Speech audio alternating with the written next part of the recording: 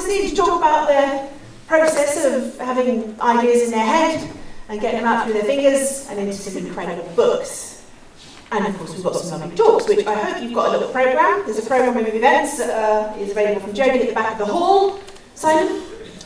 Yes, and in addition to that, of course, we will be awarding the Magic Oxygen Literary Prize.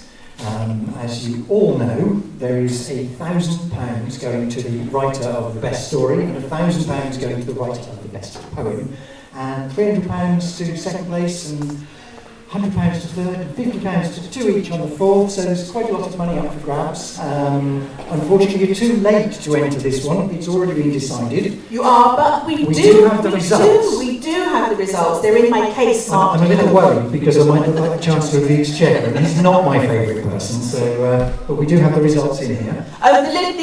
The anthology, of course, for today, which has everybody beautifully tucked away, and my God, it looks absolutely resplendent this year, is locked away in boxes under lock and key. There's a machine gun, guard nest, and all sorts of things. So you can't actually buy it until the end of the day, and of course we've made our announcements. However, if you'd like to sort of go and reserve one, I'm sure we can organise something. If not, there'll be a lovely rush, hopefully, at the end. Or you can buy it but not have it yet. Yes, buy it but not have it yet. Do enjoy the food, do enjoy the talks. So the first one is going to be from Tony Lambert, who has just released a book at 12:30. He'll be up here chatting about the importance of reading to and with our children. So that's going to be the first of our talks from Tony Lambert. We'll sign off for now and probably get a cup of tea. When was the last time you had a cup of tea? About 7 this morning. Yeah, okay. So we're here. Enjoy your day. We certainly will. This is our wonderful tech team, incidentally. It's our wonderful tech team are primarily Jed, and certainly on secondary, Holdy, give me evil eye, but he's doing a few things over there on the live streaming. We will be live streaming this event around the world from 12:30. Maybe now. Is it streaming now, Ryan?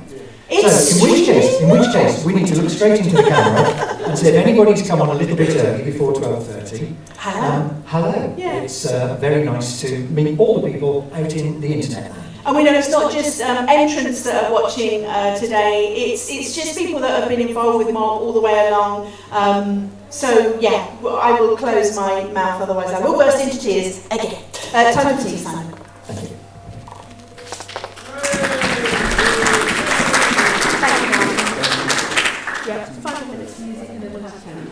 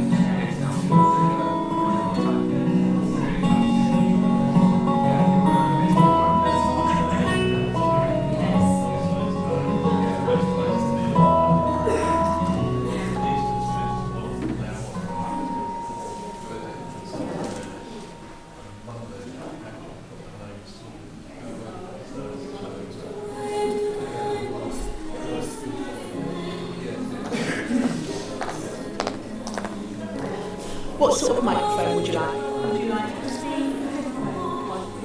you happy with the handheld? Yes, sir. Which would you like? The handheld. The handheld, there's a roving one which would be better. But I do need you to kind of say... Ryan, how far can you move away with that camera?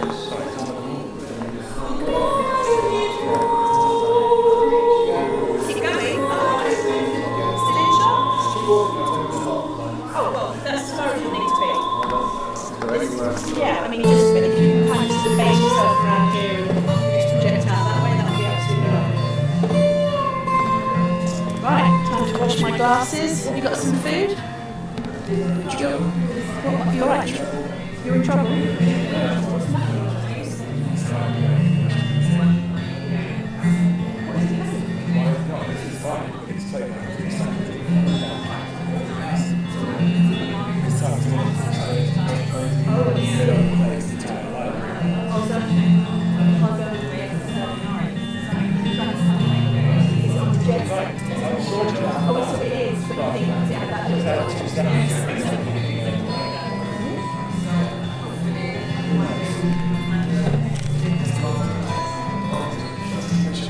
Okay, I'm ready to start with the first chat. What sort of intro question? Oh, just you and what you do. All right. Okay, so it's 12:30. I think I'm that's better. It's 12:30 and I'm reverberating around the room, which is very exciting. I'd like to introduce you to Tony Lambert, who's the first of one of our authors launching his new book today, and it's so hot off the press, it's still steaming. Tony, what do you think of your new book? I'm delighted with it. Excellent. And what sort of age range have you aimed for with your book? 7 or 8 through to 12, primary school age, basically. Okay, and tell us a little bit about yourself.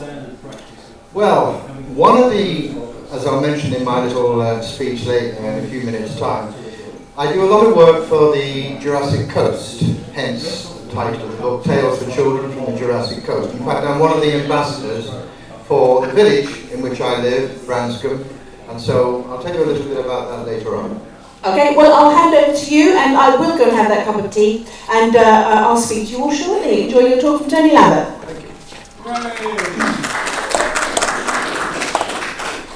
Okay, guys, well, as a former teacher, I'm sort of fairly used, if you like, to addressing crowds and school children. So let me say, first of all, in this room, there must be many of you who remember fabulous children's stories. Let's give you a couple of examples, names that will ring true, no doubt, from Beatrix Potter. Tale of Squirrel Nutkin, Tale of Mrs. Tittlemouse, Tale of the Flopsy Bunnies, and, why not, our old friend Roald Dahl. The Twigs, The Witches, Matilda, Fantastic Mr. Fox, James and the Giant Peach, Charlie and the Chocolate Factory. Wonderful stories for children. And of course, Michael Morpurgo, Warhorse, and the illustrated books of Janet and Alan Alberg. All these well-loved books were books at home in Branscombe that our two children, Jamie and Tessa, really look forward to every night, particularly bedtime, the nighttime stories, an important short period of time when you can spend some time with your kids, you can communicate them in a way perhaps you haven't been able to do during the course of the day. It's a one-to-one communication, very, very valid. Still remembered fondly by both of them. They're both well grown up now, but we have to remind Tessa, particularly, her favourite story was James and the Giant Peach. Whenever we went on any long car journeys, to pass the time away, she would recite the whole of the book, just straight through. No mistakes. I had the book and I was checking it. But it was amazing. She just had it there. It was meant so much for us to introduce her to that book, to read to her, and for her to take it all in. Very, very important time. Until 2005, I was a teacher of Modern Foreign Languages, MFL, French and Spanish, at Honiton Community College. Always had an interest in languages. The two kids, as I mentioned, went to the primary school in Branscombe and then on to Sidmouth College. However, during the school years, we took 1 year out. Being an MFL teacher, I was able to arrange an exchange, a teacher post-to-post exchange, with a French teacher who lived in a town called Arcachon, which was south of Bordeaux. So, we upped and went and lived in a French house, not their car, we took our own car, and they upped and came and lived in our house. The kids, their kids went to, they were all primary school age still, they went to Branscombe Primary, and our two went to the local primary school in France. It was an amazing year. Tessa had a teacher who was getting close to retirement, Madame Puillot. She was in what they call the cours préparatoire. The first year was a few years between their ages. And she got on so well with this lady. She had been teaching for years and years, and she knew how to go about it. And one of the most important things for her was reading and stories. One of the stories which I will remember, and Tessa remembers particularly well, was called Le Boucheron, and it was about a woodcutter. And where we were in Arcachon is surrounded by an area called the Landes, which is just fir tree forests and forests of fir trees. She loved that story. We used to read it to her every night, and as a good teacher will, if the spark is there, she organised for a travelling company of actors. In Devon, there is a similar one called Theatre Alibi, some of you might know it, who go around to schools and do the same sort of thing. But they came to Tessa's school, arranged with them to all meet up with the class and the mums and dads and anybody else who was interested at the local foyer or village hall. And what a wonderful evening. And then, of course, the books for sale afterwards. And then, as we weren't too far from the Pyrenees, there was another fantastic story about a Neanderthal family who lived in one of the big caves in the foothills of the Pyrenees. Again, she loves this. Spark was there from the class. So, what happened one Saturday morning, she and the whole of the class, we said goodbye, got onto the train, and off they went to the Pyrenees to have a look at a sort of cave that the Neanderthal family would have lived in. That was the sort of teacher she was. She inspired the group so much. Jamie, our son, on the other hand, he wasn't. Boys are always a little bit slow when it comes to learning languages. Girls are much quicker, usually. And Jamie's teacher also was not quite as caring as Tessa's, mainly because she was the head teacher and didn't spend an awful lot of time in the class. So, for half a day a week, she would have a French, or he would have a French peripatetic teacher who came in to help him with his French, which wasn't as good as his sister's. She frequently reminded him of that. So, Frédérique was her name. She would come in, and her method of encouraging Jamie to improve the quality of his French was through stories. And she would tell a story, or part of a story. And then she would get him to try and read that, or not read, but try and recite or relate that story back to her in the best French that he could, with present tenses and past tenses and all the other communicative skills that you need. And believe me, it worked. There were some lovely little stories. We continued it when they came home, when he came home, and bit by bit his French noticeably improved through storytelling. When we came back to the UK, I became a governor of the school, and also I started to do some part-time work as a reader within the school, Branscombe Primary, And I used to really enjoy going in and reading stories to the kids. Not only in Branscombe, my world expanded to Honiton, to Sidbury, to Sidmouth, basically around East Devon. And I used to go in and read stories, and this was a time when I thought, hey, I've been secretly writing tales and stories of my own for some time, and I thought, it's about time I started to introduce some of my own. It was quite daunting at times because at Branscombe Primary you had classes of about 10, which is lovely, little kids sitting there, you're telling the story. Go to Honiton Primary and you had between 40 and 50 kids sitting round in an arc in front of you, waiting for the story.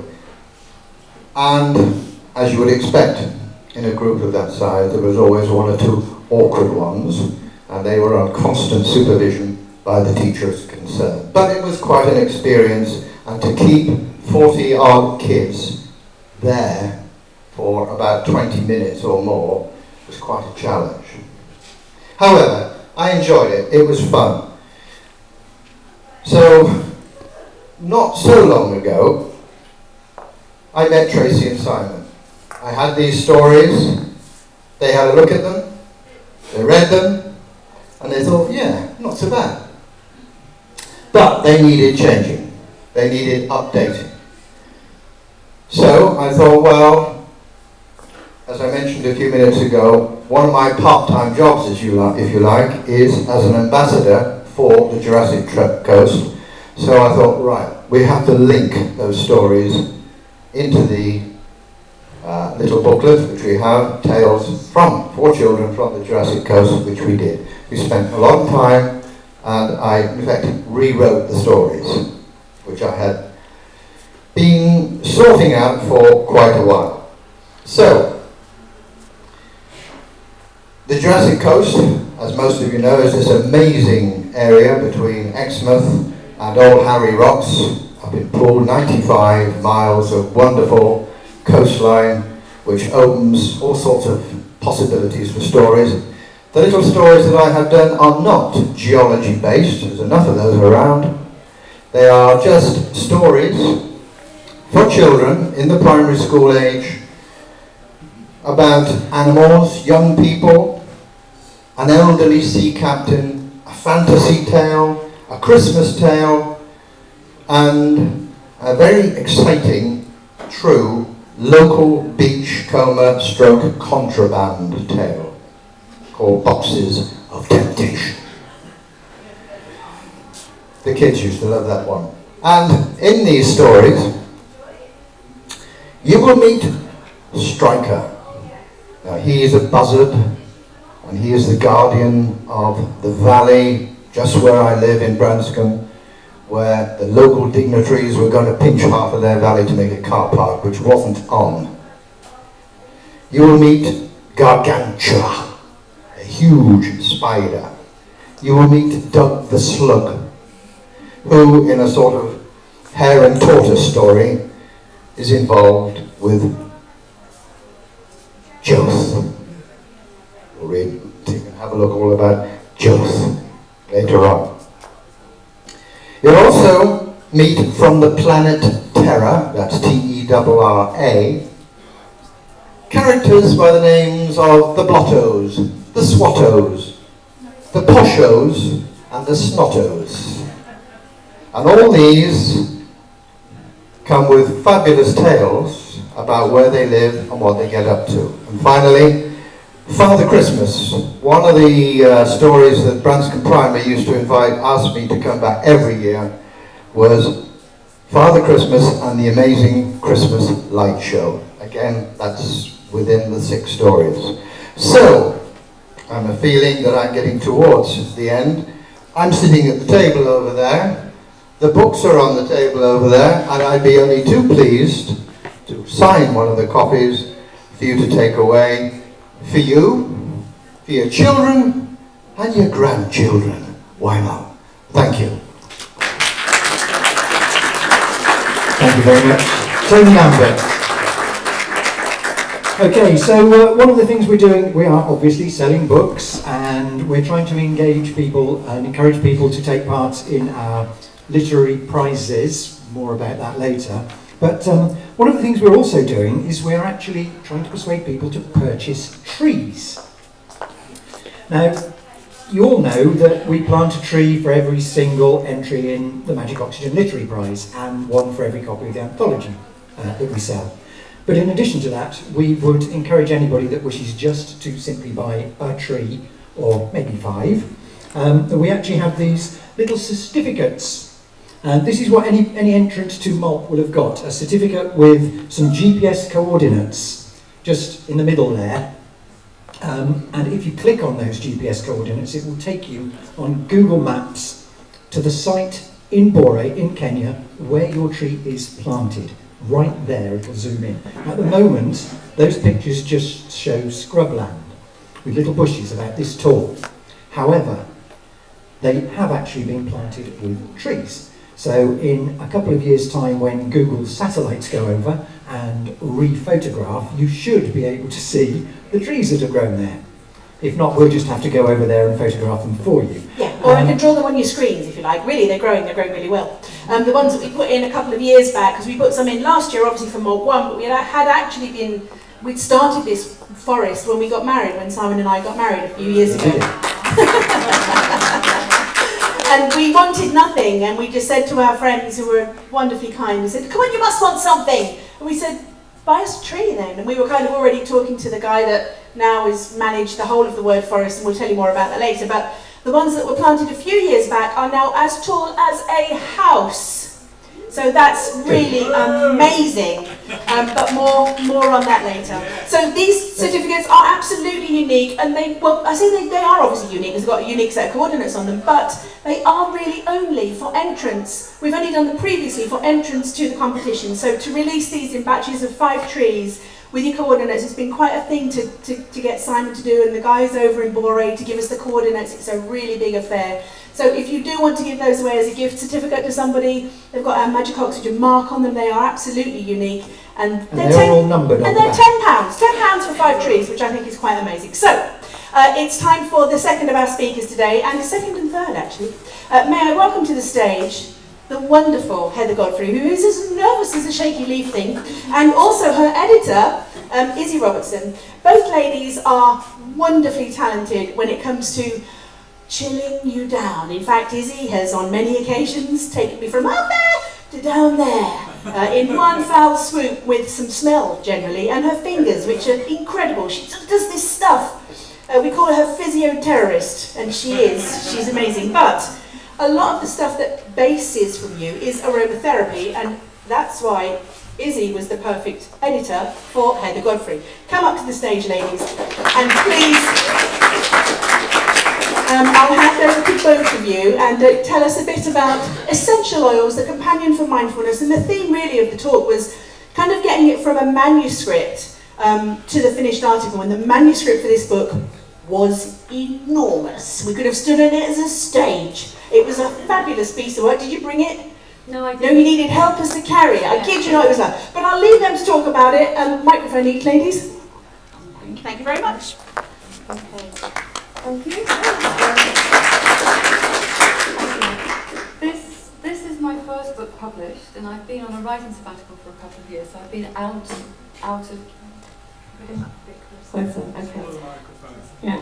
So I've been out of the world for a little while, and I'm just stepping back out. So I'm a little bit nervous. I don't know why, because I've been teaching for years, and this is my subject, so I'm very familiar with it. But it's just that sort of sense of exposure, I suppose. So these books, as Tracy said, started as one book, one huge book, which we decided that we would split down into 5 more easily accessible books, more easy to read, and also to enable the reader to choose as they're going along what aspects about essential oils they want to focus on. And they were born from my experience as a therapist myself and as a teacher. And I was introduced to essential oils many years ago, in the early 70s, when I met Robert Tisserand and I worked in London, and I worked for Robert for a little while. And I got to know about the the values of essential oils from that. It's stayed with me all this time. So the aim of the book is to provide a sound foundation for the discerning user of essential oils, and also for students to apply the essential oils safely but dynamically as well. And I integrate other correlated aspects within the other books, not necessarily this first book, but I integrate things like colour, crystals, because of their subtle aspects. Because this was born from working with groups of special needs clients, and I needed to find a way of using essential oils where they were contraindicated, but I wanted to sort of bring in dynamics for their healing and their well-being. So I correlated colours and crystals as well with their essential oils, so that they appear in the other books. I had reams of notes. My objectives seemed simple as I was writing, and when I set off on the journey I was very excited. I set aside time to do it, sorted out my finances, started to do it, and then life happened. And as I think probably everyone has a similar experience, but it certainly has been quite a testing journey for me to get here, so I'm quite excited and relieved to be actually standing here now with my finished book, which I only saw this morning, so it's all a bit kind of overwhelming as well. Izzy helped me too. We went through all the manuscripts, we divided the books down into 5 other readable books, which had a beginning and an end, and Izzy helped me to trawl through reams of words to sort it out. So do you want to say something about that? It was a real pleasure to work with Heather on this book, and I learned a huge amount, not just as an editor, because actually this was the first non-fiction book that I'd worked on, so that was a little bit of a new adventure for me. But also, I am also a complementary therapist, as Tracy said. So I found actually it's done me huge favours, thank you very much, Heather, because it's actually really empowered me in my other work. The book, I can't begin to tell you the amount of information this lady has stored in her head. It really does beg a belief. She is an amazing lady. She has so much information, and what she's actually managed to do is distill all that into these wonderful books that are as appropriate for the layman as they are to students and actually practitioners of aromatherapy, I would say. There's something in there for everybody. The wonderful thing about it is that she's actually focused on what she calls the 15 essential gem oils, which are, I think I remember rightly, and correct me if I'm wrong, are the oils that are generally the safest ones to use in the most cases, and that will give you the widest range of effects. So all the way through all the books, she's actually related each section of or each part of the book to those particular oils, but then also talked about the rest of the oils as well. The first book is we called it a sub-book, although it is a book in its own right, and it's on mindfulness.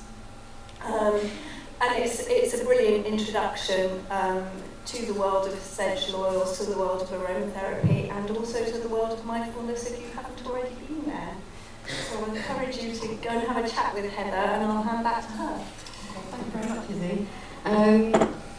So the books I've aimed to make very readable, very usable, and I think from my experience as a teacher and working with students, I got a lot of feedback from my students in terms of what was useful to them. So I've created lots of charts and diagrams, so that while there's writing to describe what I'm talking about, there's also diagrams that you can use as a reference, a point of reference, where you've got information consolidated and you can check.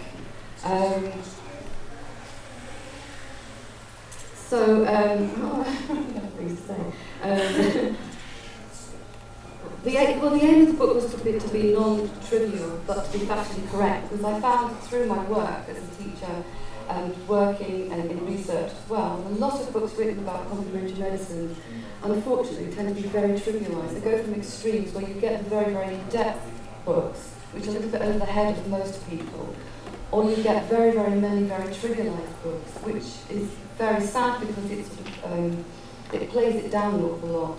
There's an awful lot of value in complementary medicine, and it speaks for itself because people are still using it and still buying essential oils and still using homeopathy because it works. Nobody's going to spend money on something that doesn't work.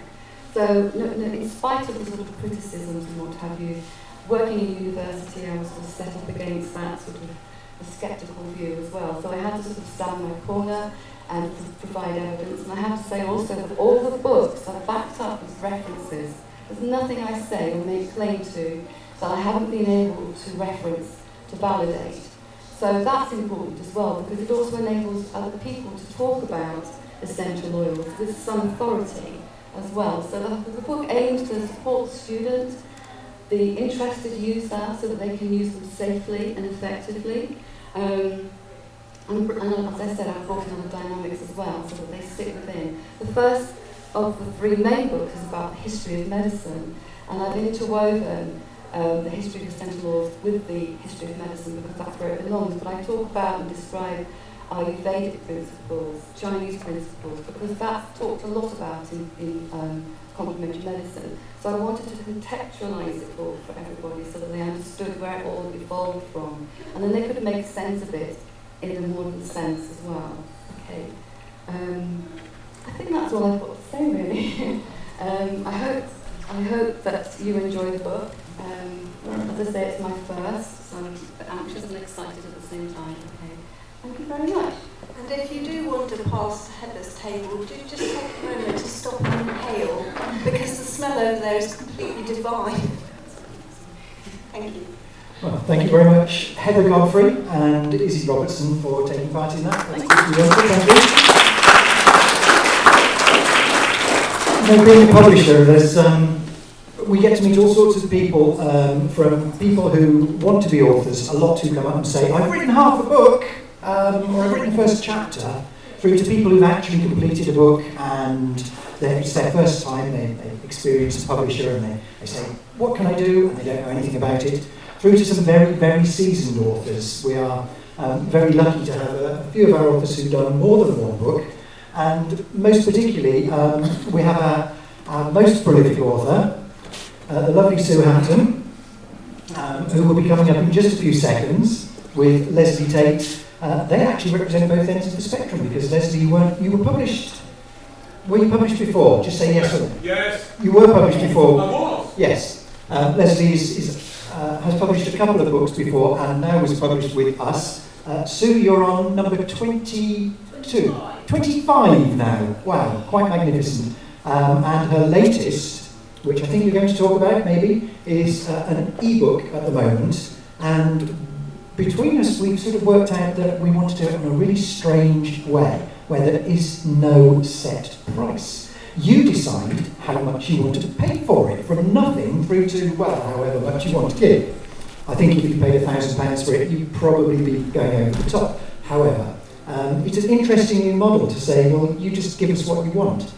The music, by the way, that has been at the beginning of this and will be in the interludes, is also done on the same basis. It comes from a lovely man called Josh Woodward, who makes loads and loads of music, and he just says, give me what you want.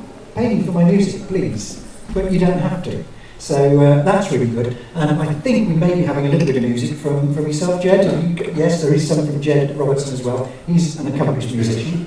But for now, we're going to hand over, I think, if we would like to come up to the stage. These two lovely people are currently engaging in a thing called the Purple Tour, because both of their books have purple elements in the title. We have Flashback of Purple, and this one, it's called Purple, but then it's got a very long extra bit to the title because it's a series. But I will hand over to Sue Hampton and Leslie Tate. Thank you very much. Hi there. Nice to see you. Sue's just going to talk about our e-book to begin with, then we'll tell you about the Purple Tour. Go. I wrote this novel called The Biggest Splash. And having written it, I wanted it to exist quickly.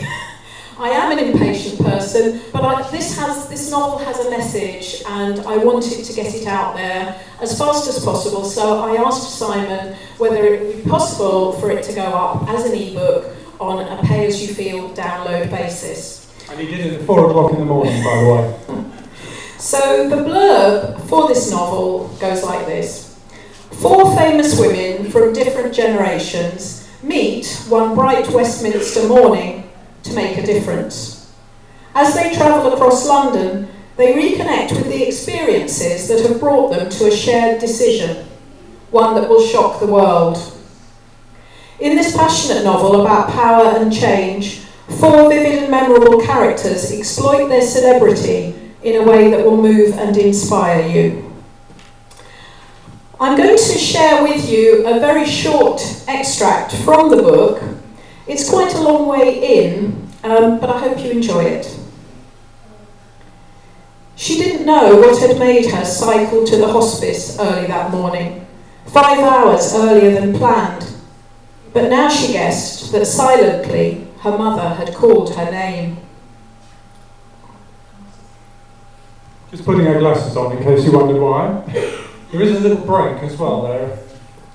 She surprised the woman on the desk because no one ever came at breakfast time unless they'd been called. As she took the stairs at speed, she told herself not to dramatise. Her mother lay with her eyes closed and her dry lips parted beside a paper towel to soak up the bile she vomited. Was it still black? There were traces of it on the rough edge that crusted her mouth like red wine could. Her breathing was scratchy, like a signal that could be lost any time. "Mum," she whispered, "it's a beautiful morning." Imagining her mother asking what colour, she glanced out of the window at the tree with its leaves tugged into a flurry. "Yellow." She didn't expect a reply. She would have been horrified if she'd woken her to the pain they couldn't control anymore. Not enough. So she sat in the wide wicker chair and stroked the back of her mother's hand, watching the pulse jerking in her neck. This was the detail of dying, and every day added to it in the quietness where time was measured differently. On the unit by the bed there was a water jug and cup surrounded by cards, mostly Zoe's, but one from Claudine next to Liz Stewart's. Her father might be on the way. He never told her when he'd be visiting, probably because he didn't know when a window would present itself. Zoe heard faint sounds that meant breakfast for some, monitoring for others, but few words. It wasn't a place for talk. On the first couple of days, she'd continued to read aloud, but kept her voice muted. It had seemed pointless since. But something made her look for Mrs. Dalloway, the favourite, even though it hadn't been opened for weeks now. It had her mother's maiden name neatly signed inside, and the paper had browned. Some of the most stunning sentences and phrases were underlined in pencil. The bookmark had fallen out, and Zoe couldn't be sure exactly as she turned the pages.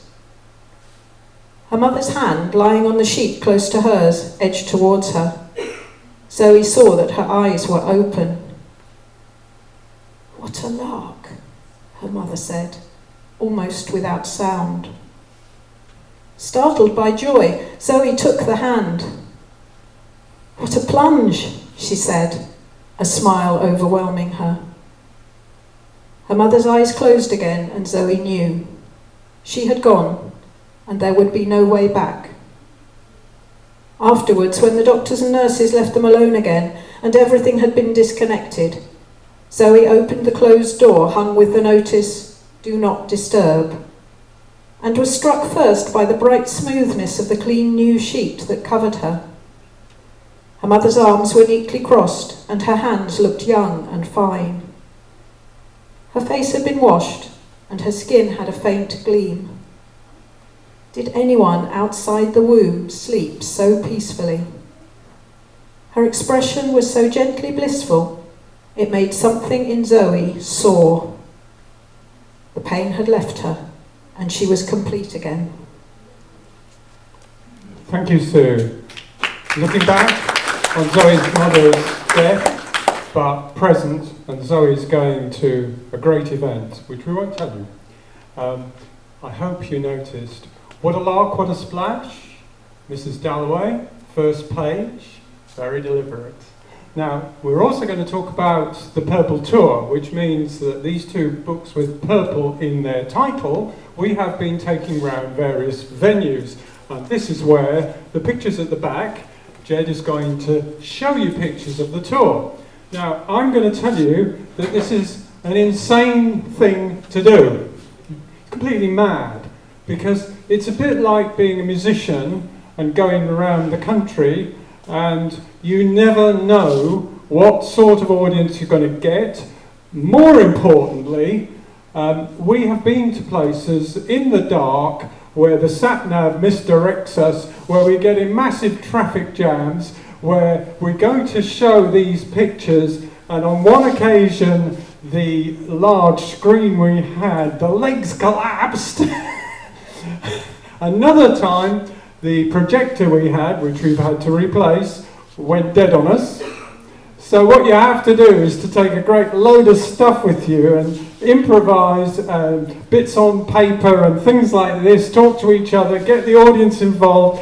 It is pretty crazy. But we did it. We're still in the middle of it. This is part of it. You're part of it, so watch out. And I think what we're going to do also is the thing that Sue's going to point out to you is that people really appreciate being read to.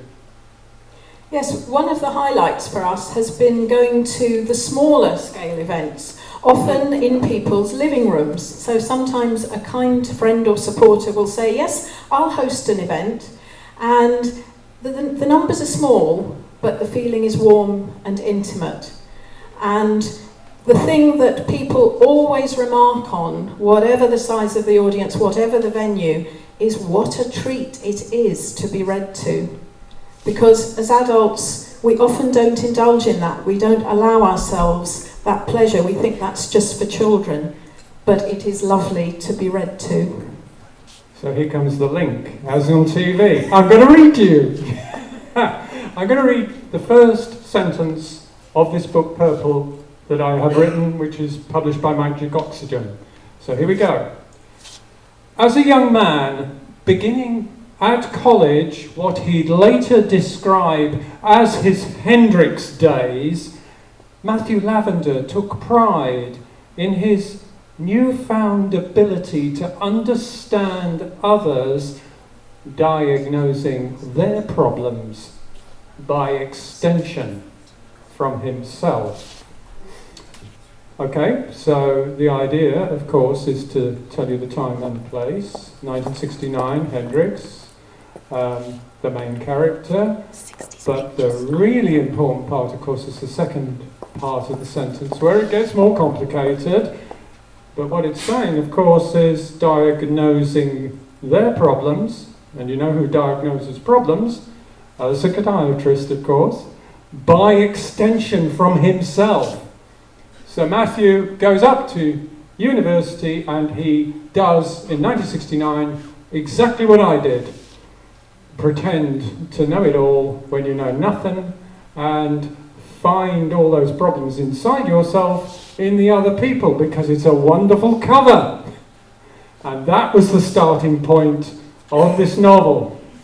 Now, I was lucky to meet Simon and Tracy. I had a version of this novel which only had Matthew Lavender, the young man, in it. And I'm hoping that Jed will show the diagram. Here is the diagram. And you see highlighted the original novel with Matthew and Miranda. There are 3 other women in a sort of bubble. So what the book, of course, was about Matthew learning about relationships, a coming-of-age book. And can I just tell you that when we write, I think even more myself than Sue, we have absolutely no idea of where we're going. I only had that first sentence, and it took me about 4 days to write it. And I had no idea what was coming next. But if you home in on an important experience, which some of which you've been through, but it's adapted, as in D.H. Lawrence. It kind of shapes itself, and the shape it took was the obvious thing that Matthew has to grow up through relationships.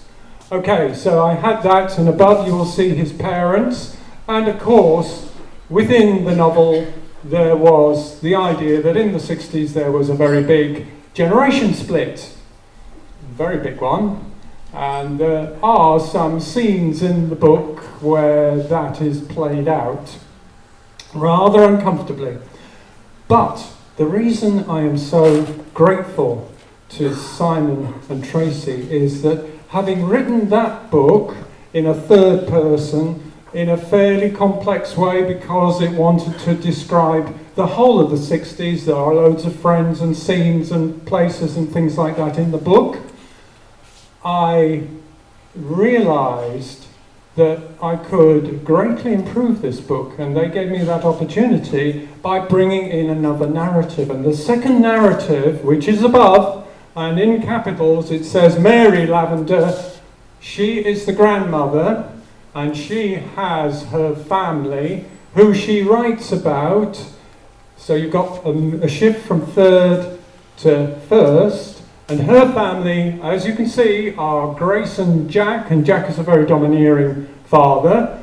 And the extract, short extract I'm going to read from, is about Mary's relationship to Stephen over here, her brother, who has disappeared with the fairground, who came to town. It is set in a seaside town, and I will be honest, that was taken from life.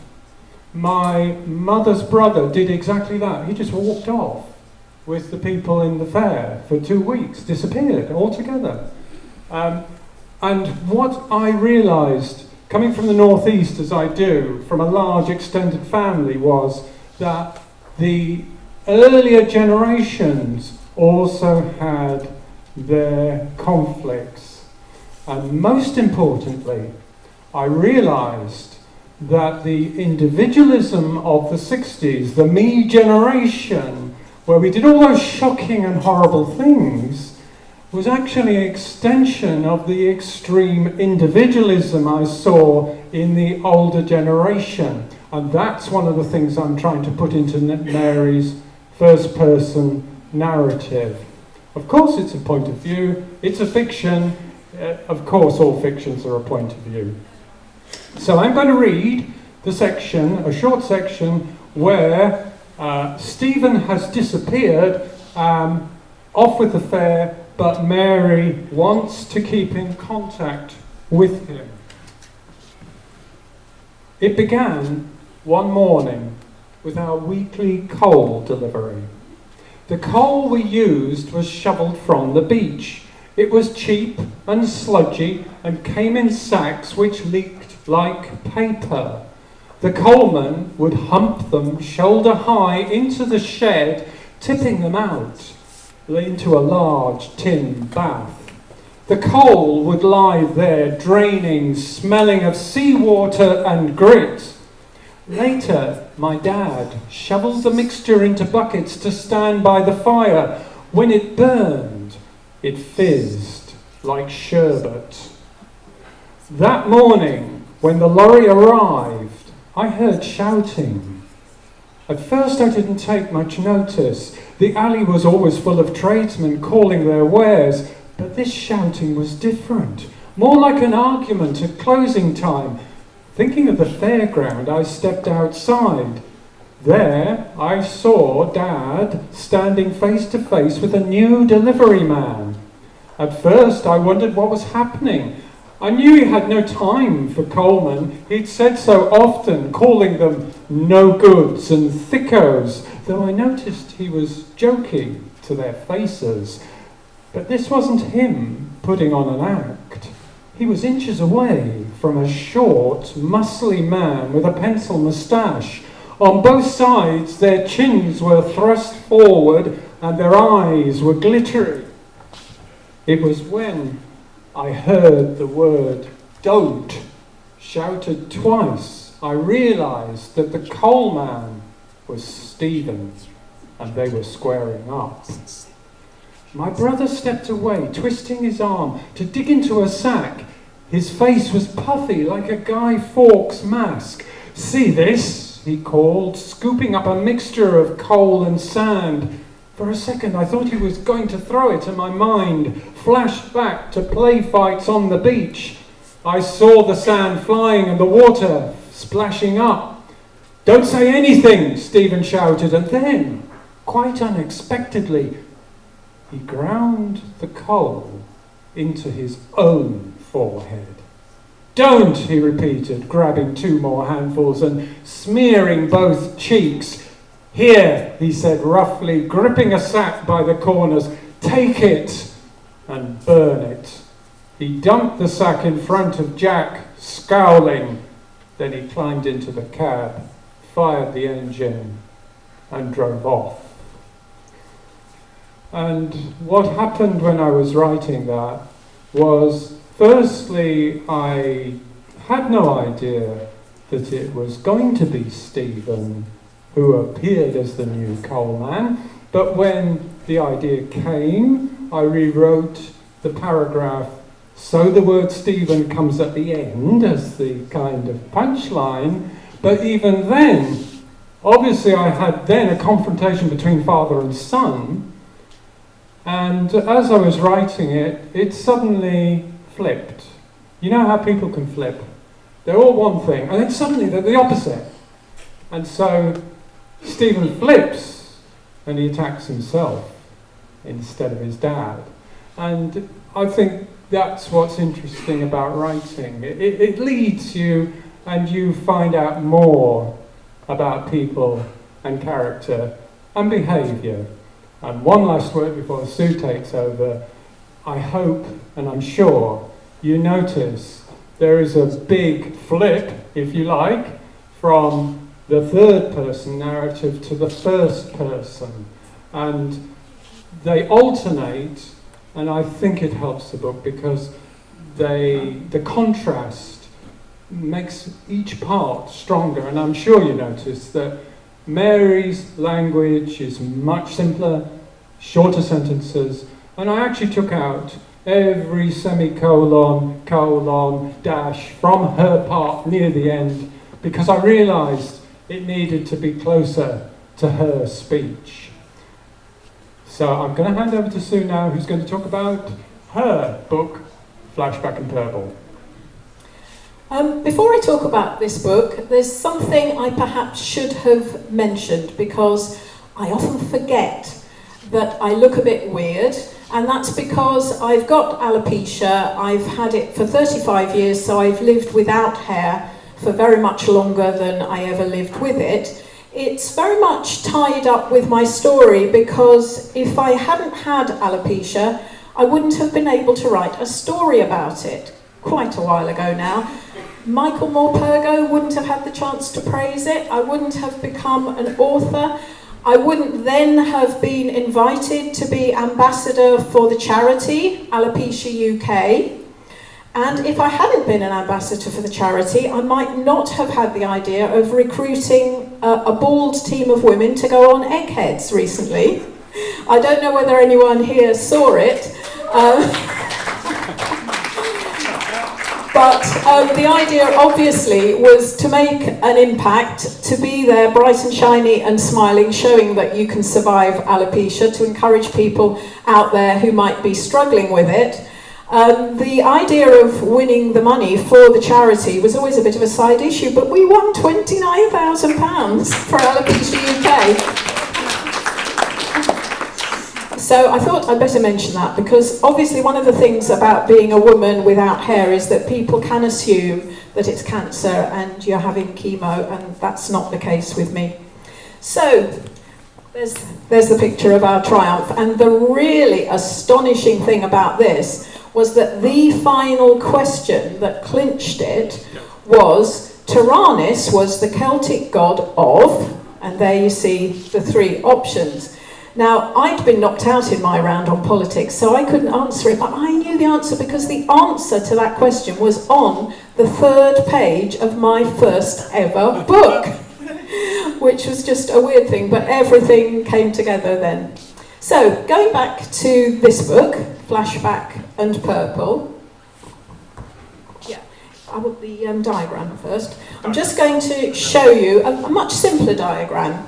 People sometimes ask, particularly in schools, I'm asked how I plan my books. I don't really plan my books, except that I know my characters. I plan my characters, and I will often do a kind of a spidergram that helps me to get to know that character. In this case here, you see the connections between my central characters. And if I can start with Annie, she's closest to me. She's in the centre of the diagram. And you can see that she used to have a husband, but he's had 2 more wives since her. They have a young adult daughter, Lee. On the other side of the diagram, you have a character called Ethan A. Garrett, who's from a different generation and a different background. He's from a wealthy, affluent background and went to public school. He's doing a PhD, he's a poet and a dreamer. And he has no connection with Annie at all until he happens to meet her on a park bench. But he falls in love with a young woman called Christelle, again from a different background. And Christelle, as you can see, is connected with Annie's side of the story because Christelle cleans for Lee. So my novel really is about the connections between people. It's also about time, which is why there's a clock on the front cover. But the other night when we were talking to an audience of writers, somebody said to me, but the book must have had a spark. I know you're talking about the theme of time, you're talking about connections between people, but there must have been a spark of an idea to begin this book. And I realised that there was, and I'd forgotten. My friend has an elderly mum, and that mum in her 70s received a phone call from a man she used to date when she was 20. He had married somebody else, she had married someone else, she was divorced, and his wife had just died. And can you guess what this phone call was proposing? To resume the relationship after 50 years. And my friend's mum, being a savvy woman, told him on his bike because she knew that he just needed somebody to get his washing done. But that really happened. And so the premise, if you like, that begins my story is that Annie, on the first day in the book, she's on the way to work and she gets a phone call from her ex. His third wife has just left him and he's basically saying, oh, well, I realise now, it was always you. You were the one. And because Annie hasn't moved on, she hasn't had anyone else, and she does still love him, the question is, what does she do? So, if I've got time, yes, I have got time. Do you want me to hold this while you turn the page? Yeah? Yeah. Right, okay, we're off. So, I'm just going to read the start of the book. So, you'll meet Annie here, you'll hear various references to time, you'll hear a reference to her daughter Lee and her ex-husband Arthur. Annie Capaldi had read somewhere that when we wake, our unique consciousness is only made possible by the particular physical body that houses it. Which was annoying, because it had taken her decades to cut loose emotionally from that body and develop an interest in the possibility that she might have a soul. These days, Annie needed rather more time each morning to sharpen the blurred edges of that conscious self.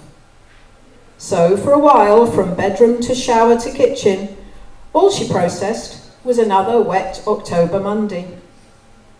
She could, if required to prove that she wasn't completely out of touch with the wider world, have named the Prime Minister and identified the year as the one that followed 2012, when she'd been an ambassador at the Olympic Park. But for a while, the new day came with no date tag, no frisson or fanfare. In fact, as she dropped the rinsed-out marmalade jar into the recycling bin, she felt a familiar kind of vague security in the knowledge that, thanks to the Word files on her laptop, the week ahead of her already had a recorded outline and tabulated schedule, all backed up somewhere in the memory she trusted to shake itself awake in its own good time. But it was the BBC breakfast presenters who announced the number, the key to open the door. With the remote control in one hand and a coffee mug in the other, she was left staring for a moment at the blank screen, the date a leftover she had no time to digest. And as she continued through the clatter of mug and plate in the sink, teeth cleaning, lip balm and the clink of car keys, the number followed, in foreground and bold, centred. 25 years in the job, to the day. With marriages and reigns, didn't 25 mean silver? Half as good as gold. Stepping outside into rain she hadn't even guessed, Annie found a car she'd almost forgotten. Probably because 25 years earlier Arthur had taken the VW, leaving her to the train. As she turned out of her drive, it struck her that she was a leftover herself, the single survivor of every change. But wasn't she entitled to feel some kind of satisfaction or sense of achievement? Who stayed in a job for 25 years these days, apart from the Queen?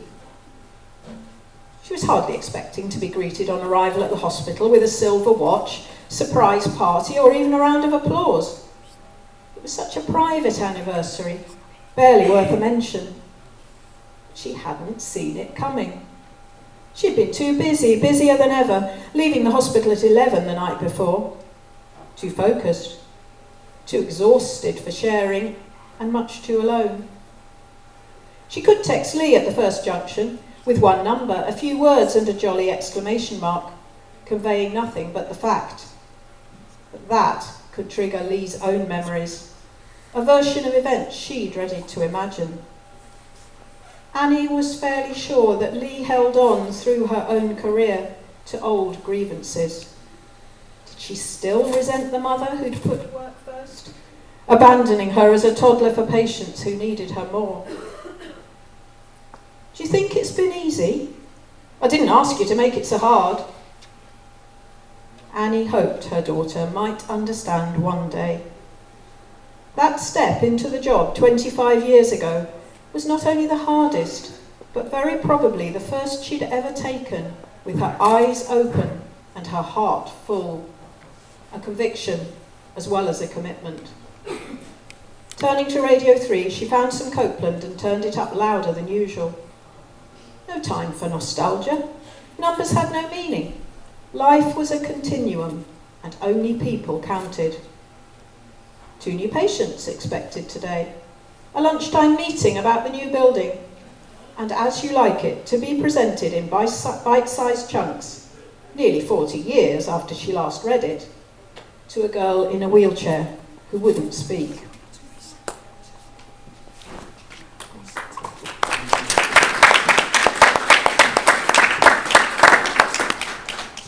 Thank you.